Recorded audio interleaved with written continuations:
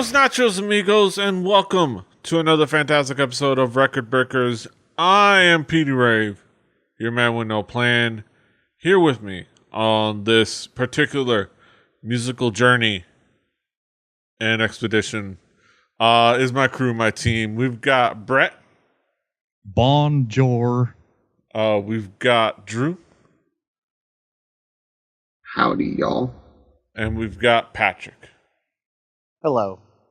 We're here gathered to share music with one another. We have our little quorum. We take turns. We share music with each other. Albums, an album at a time. And the person sharing an album this week is Patrick. Patrick, what do you got for us this week? We're going to revisit the band Mastodon with their new record that just came out a couple of weeks ago, Emperor of Sand. Mm-hmm. Yeah, it's going to be a pretty interesting discussion we'll have now. Brett, what were your expectations coming into this album? I haven't listened to a ton of Mastodon, and I'm not super familiar with them. I knew they were on the proggy side. I knew they were from Georgia. I knew that they have a little bit of a different shtick than a lot of other acts. Their peers are a little separated from them. But otherwise, I had no idea what I was getting into. I didn't know what modern Mastodon of today sounds like. Who their contemporaries are. Drew, what were your expectations coming into this album? I guess mine was even less than that. I was like, okay, metal, right? I know that. I know enough about Mastodon to know they're metal. But besides that, it's not something that was ringing familiar to me as far as what I should expect from the sound. So it was Patrick and it was metal. So I was both excited and scared a little bit because I don't remember doing Mastodon before, so I wasn't 100% sure what I was going to get. Yeah, this definitely is a revisit, but I had to double check myself as well, just to make sure. But yeah, we had previously talked about Leviathan, but yeah, I had that same thing earlier today. I was like, wait a minute, we listened to Leviathan, didn't we? Yeah. I completely forgot. But we'll talk about. Let's see if that's reflective of anything. Patrick, how would you describe this album musically? What would be the themes elements that make it up? So the album we did before Leviathans from 13 years ago, it was the album that kind of put them on the map, which was it was their second record. Since then, Mastodon have changed a lot. Gone is the almost completely gone is the screamed vocals. They have discovered clean vocals and melodies, and they've gotten way proggier. They always had the technical ability that they got lumped in with prog, but the last 2 or 3 records, they kind of went that direction. There's a lot of little nods to psychedelic stuff. The guitars are always a little bit sort of rock and roll rather than, Eddie Van Halen tappy shreddy stuff. Although there is some serious shredding that goes on here. I actually I had been listening to their album previous to this for a while and really liked kind of that this band still, you can tell they're Mastodon, and sometimes there are parts of songs that still sound like the first 2 records. But this is a band who kind of evolved and reinvented themselves and found, I think, a newer, arguably better sound. Brett, what would be the themes elements that caught your attention? Well, in my first off, I did some homework, actual I read a Rolling Stone article, which I try not to do. But I wanted to figure this album out a little bit better because on its face, it's a metal album, but this is one of their concept albums. It's sort of they're going through and dealing with mortality and cancer, drove them to write this album like they did. I guess I could see that. You know, it of the genre it's talking about it musically, or performance wise. You know, having a skilled drummer, a skilled guitarist, that's the barrier to entry to metal. But what is often overlooked is the performance of a quality egg shaker. Egg shakers, right up in the microphone, top of the mix. Man, they were on point with that egg shaker. Like, it was so prominent in the mix on 2 or 3 songs. I was like, man, somebody must be really into it. It's almost like too much cowbell. But not quite enough. I really did enjoy some of the other things that they did. There's a couple stuff I'll get to when we get into track by track, but a lot of the effects that they used, there was some modulation that they used on the guitars, but a lot of it was just like straight up overdriven. And some of the photos, the press photos I saw, you know, they were playing Gibson ES335. I'm very familiar with that guitar. It's really good to play prog style music. It cleans up real good, gets dirty real good.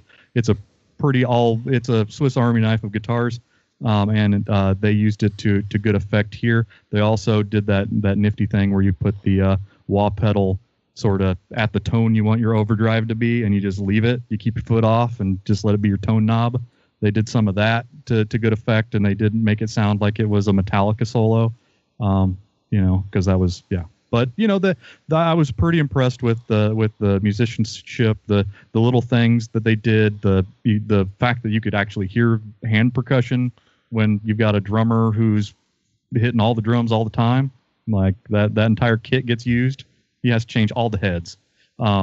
So like, I was pretty impressed with some of the musicianship that I saw, especially early on. Like it gets you right away. Mm-hmm. Drew, what would be the themes elements that caught your attention? Having just checked back after Patrick said it to Leviathan in the track list, I'm thinking I'm remembering this now. It's the one about a whale. A little bit. Yeah. The second track is I Am Ahab. Yeah, no. Look, I'm sort of remembering a little bit of that now. But there's a guy who makes a coffin. He ends up. Never mind. Yeah. But like, as far as this album goes, the first thing that hit me really hard about this one was the drums. The drums in the mix were very, very prominent. And to me, if you're going to put the drums as prominent as they put the drums in the mix and that far forward, you have to have somebody who deserves that. Because, God, they were right alongside, it felt like they were right alongside the guitar. So, Brandaler deserves some commendation because, yeah, he was really good. I feel like a lot of metal, especially modern day metal, you either fall into the drummer that is like blast beats, or you have some actual really solid technicality in your drums. And yeah, he has a kit and he uses that kit. He uses the full kit. He doesn't have a big kit to try to be the flexing, I'm a drummer with a giant kit and I know how to use the toms and both these bass pedals. Nah, he works that shit, and that's pretty awesome. The overall feeling of the record is this is a heavy metal record. It is not heavy by way of overly distorted screaming weirdness. This is a heavy metal record in the sense that there is weight and there is purpose to pretty much all of it, which I think is cool. I did not know about the fact that this was a concept album. I'm going to have to go back and give it another listen just to pick that sort of stuff up. It's a little looser of a concept than like Leviathan, which is literally we read Moby Dick and we wrote a record about it. This is just sort of it's more, I would say the concept is just that it's a thematic thing, sort of dealing with one's own mortality. Yeah, which and again, one of my favorite records to do that is Francis the Mute, which is essentially the same thing. It's a loose idea, but in one concept and sort of pieced together that way. So I can dig on that. It had that, and this is not a diss to any of the bands involved, but I feel like this would be what Acid Bath would be if they got more technical and more proggy than just staying in the sludge that Acid Bath sort of stayed with. And I will take that every day of the week because it had that cool dark weight to it, but it had some really great musicality to it. And I think that's really kind of fantastic. Spoiler for 2 blocks from now, I guess. Yes. Oops. Getting ahead of myself. But yeah, it has a great kind of like a breath to it. A great musicality to it. Yeah. And it just has a great bombastic vibe to it, I think, a little bit. Yeah, the musicianship is pretty top notch. Yeah, let's talk about some of the key tracks. Patrick, what would be some of the key tracks to zero in on? I'll do the record breakers thing and start out with Sultan's Curse, the opening track. It just sort of is a really good encapsulation of what I like about what they're doing right now. It's still really heavy, but it's far more melodic. You get, sung vocals, although Troy still kind of half screams, but his voice really improved and he figured out how to do something that really works. Troy being the bass player / former lead singer. Now there's 3 lead singers because fuck it. It's got a cool 6/8 groove in the middle of it. And it really is, like, to me, a manifestation of all the talent they've always had, but directed towards like a very like progressive technical sort of song style. Precious Stones, the vocals are really, really great on this one. I loved what Mastodon did vocally back in the screamy days, but I am finding myself more and more loving what they're doing now, sort of with way more singing.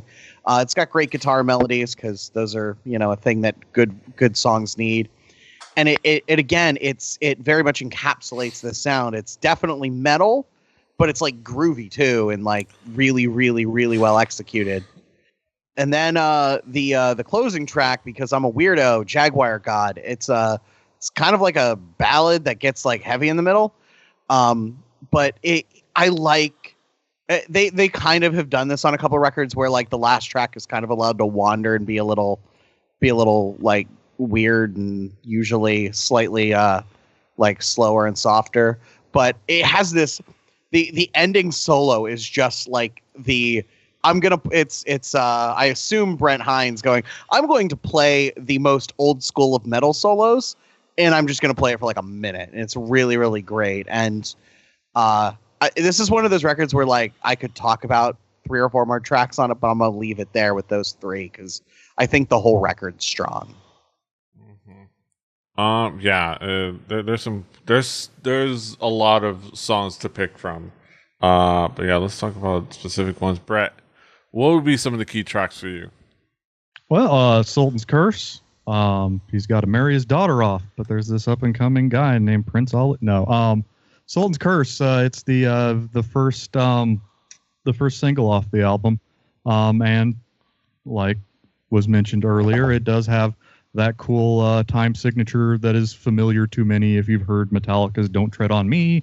It works pretty well with palm muted guitars to accentuate the drum beat as its own little bit of percussion. And there are some interesting uses of modulation on the guitar that I found pretty all right. Show Yourself, the second single off of this album. It's extremely approachable, especially if you think you're not into this kind of music. It's catchy. It's not overly complicated. It doesn't hang around for 14 minutes.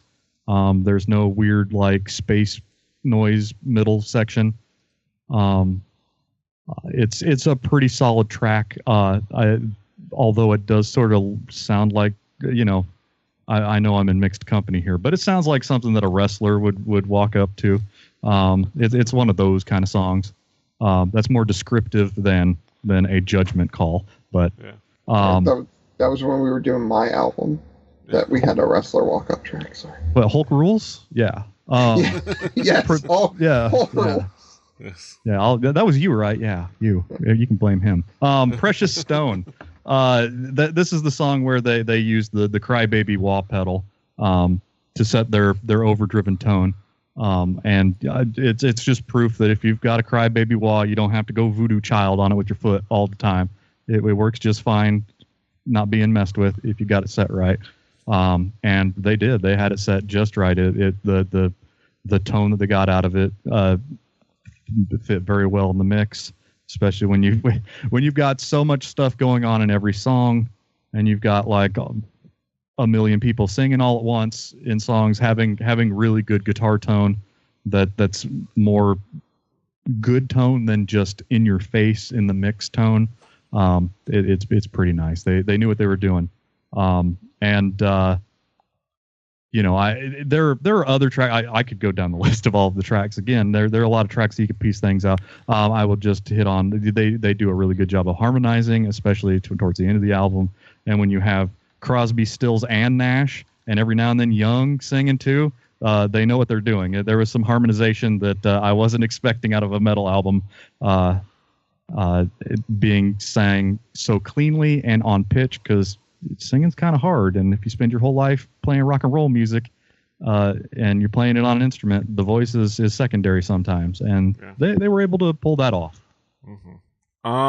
Drew, what would be some of the key tracks for you? Well, we'll go with Salt and the Curse again. This to me is just a great opening to a metal record. It does you hit them with the headbanging thing, you bring it down for some like cool guitar licks, and then you bring them back in for the headbanging thing, right? Like that progression, it's been done since Pantera's been doing it, and goddamn, it's still great. Clandestiny, I didn't realize that Mastodon was fans of Trilobite and the makers of Seventh Guest and all that, but the synthy weirdness that goes along. Yeah, go ahead, laugh it up. Nope. I brought that shit up. Matt Games from '96. What's up, motherfuckers? But the synthy weirdness on that track was pretty great. 2 minutes in, it gets into this like off in the weeds sort of thing that I am totally okay with metal going off in the weeds every now and again.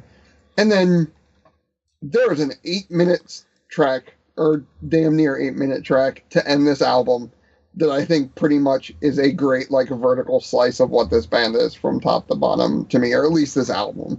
Like it does, like Patrick said, it does ballady things, it does heavy headbanging things, it goes off into the weeds a little bit here and there.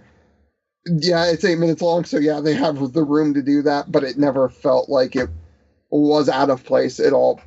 Being that long, it still made sense as like a one piece or one song sort of thing, which can sometimes be hard to do, to make a song go more than like 5-6 minutes and have it still make sense. But they did it, and hats off to them for that. Yeah, they did a lot of really cool things with all throughout the song, with like all the harmonizations and all the kind of like everything was just had this nice epic vibe and a nice epic emotional tone to it. Just kind of like, make you feel like, this is a metal record. It just kind things of that make you feel, let you sit down, put it on your freaking on your speakers in your room, just like,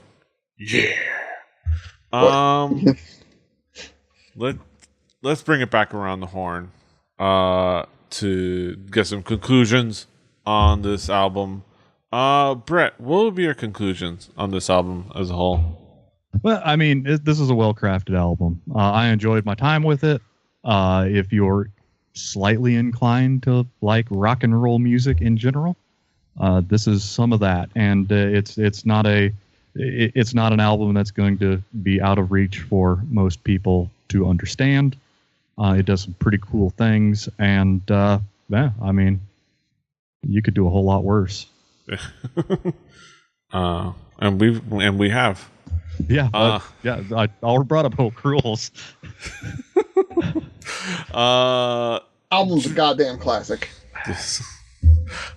Drew, What would be your conclusions on this album as a whole?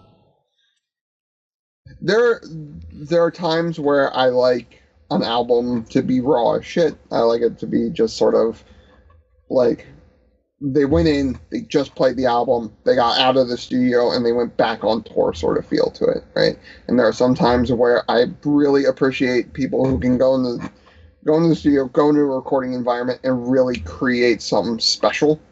It's not just an encapsulation of like what the band wants to do creatively, but it's also like, no, what can we do? Like, what buttons can we hit on these machines to make this really cool? And I think that it's really hard to find really fun metal bands that do that. I feel like the metal bands that sometimes do it get a little bit up their own ass every now and again. And I feel like there was something about this that I just had a good time sort of diving into. And sort of working through and figuring out. And I think I really enjoyed it. And if this is the direction this band is going, then I want to be along for that ride because that's pretty damn cool. Mm-hmm. Yeah, there's a lot to really enjoy about the tone and the vibe of this album. How it's just good, bombastic, fun, heavy metal, but with such a nice, so many nice little elements to it. That's just like that musicianship is really cool, and the thoughtfulness and like the making a complete creative project, from top to bottom with all no loose ends. Just like this is the fully encapsulated vision of what we wanted to create with this album. Is really cool. Patrick, what would be your conclusions on this album? So a lot of the bands from this era, like when I'm speaking of like the new wave of American heavy metal from like late 90s, early 2000s, several of which I've talked about on this show, a lot of them don't make music I enjoy anymore. Like they just, for whatever reason, the changes they made don't suit me. This is a band who made some creative changes that somehow just grab me and make a lot of sense. I mean, they went from being a band with one guy who screamed to being a band with three guys who sing and, never changed members and really embraced something that was always part of their sound, but, expanded upon it and tried new shit and, took in new influences and fused it into a really cool band. I also kind of had the overall thought that like, I looked sort of how many metal bands like really have a career of making great music beyond just 10 years. I feel like that is the lifespan of most metal bands. You look at Metallica, 10 or 12 years encapsulates all their really good stuff. Some people agree much less.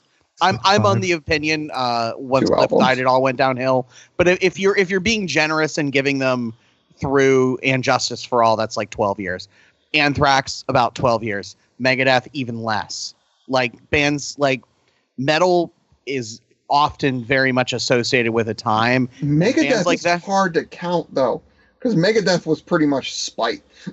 Yeah, to be but fair. like they had a couple of good albums in the mid 80s, and it all kind of ended in like 93, 94, and everything after that was never quite as good. It was just they felt everything basically after 10 or 12 years feels kind of like a nostalgia act, whereas I feel like these guys this is 17 years in.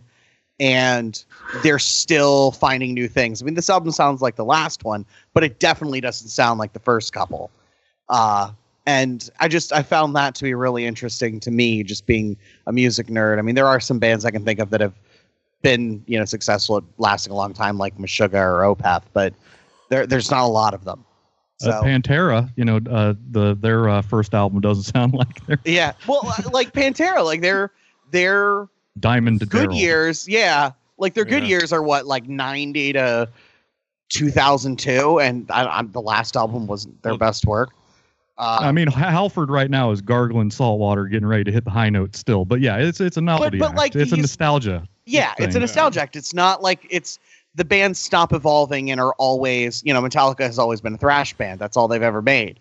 Like this is I like that they've tried some new shit and it happened to be good. So if you like Metallica has made stuff that isn't thrash, but it's not good. Trash. Yes. It's horrific. I'm not even going to call it garbage because it's an insult to Shirley Manson. Hey man, you're stepping on my shtick. Yeah. But I like, if you like rock and roll music, if you like guitar heavy stuff, this is a really, really fun album and proof that rock and roll ain't completely dead. Yeah. I think that pretty much sums it up. Other than some nitpicky things. There's technically rock and roll and hard rockers separately. But those are our thoughts on Mastodon and the Emperor's Sand. Now we get to the main event of the evening. We get to our haiku review. Sum it all up in poetic format. Let's just stick with the same initiative. Brett, what is your haiku? More than I expected. A pretty okay album. It's pretty. Refrigerator. Fuck, Brett. You can't make a 1 syllable 3 syllables. Okay, it's all right. It's pretty all right. All right. There you go. That's 4 syllables. No, it's pretty all right. Pretty all right. No, it's pretty all right. There's an it. Oh, okay. It is pretty tight. There you go. Pretty tight. Yeah. Drew, what is your haiku? Solid heavy rock with a lot of weighty riffs. Yeah, I can dig it. Can you dig it? All right, my haiku. Good heavy metal with technique and emotion. A pretty fun ride. Patrick, what is your haiku? 17 years in, maybe better than ever. If in doubt, go Prague. And that's something everybody can get behind. Yeah. Drive your spaceships into black holes, everybody. Yeah. Or roll them dice. Yes. Just make an entire album out of your D&D campaign. That's right. Yeah. Those are our thoughts on Mastodon's Emperor of Sand. You can, of course, find it on our Spotify playlist. Play Record Breakers, the home game. Follow along at home. Do your homework. On that Spotify playlist, of course, is going to be next week's record, as long as I remember to put it up in time. And that'll be provided by Brett. Brett, what do you got for us next week? Well, we're not straying too far away. And I say that knowing that we're going to be listening to a Mexican acoustic guitar duo. We're going to go to 2006, the self-titled album of Rodrigo y Gabriela. Mm-hmm. So look forward to that discussion. The fuck? Next week. Trust me. This is a slow pitch down the middle. Look forward to that discussion next week. But that's next week, and this is this week. And you can, of course, find us all over the internet. Patrick is at Swagger. Brett is the Hibbity Bear Bird, HIBBI2YBIBBARD. Drew is at XDruciferX. I'm at PD Rave. The show is at 4 Record Breakers. That's the number 4 Record Breakers. RecordBreakersPodcast.com. RecordBreakersPodcast@gmail.com. Rebelly.net for this and other shows. Yeah. You can check us out, Rebelli TV, on Twitch, on YouTube, on a bunch of different places. God